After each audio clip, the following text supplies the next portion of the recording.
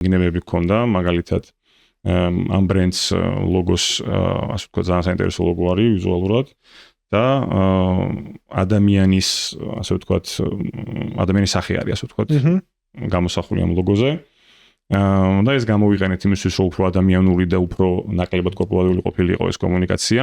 გავაცოცხლეთ ეს ლოგო, გადავწყვიტეთ, რომ ეს ბრენდი გვაძლევდა კარგ საშუალებას იმისთვის, რომ გაცოცხლებული იყო და ანიმირებული ყოფილიყო ეს კონტენტი.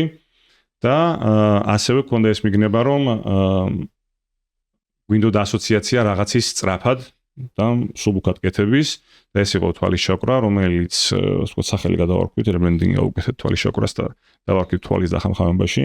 ანუ თვალის დახამხამებაში როცა რაღაც საკეთებს ნიშნავს, რომ ძალიან სწრაფად აკეთებ და თვალის ჩაკვრა იყო თვალის დახამხამებასთან ასოცირებული, რომელსაც ესე თუ არ დაუკვირდი, ალბათ მაინც ვერ შეამჩნევ.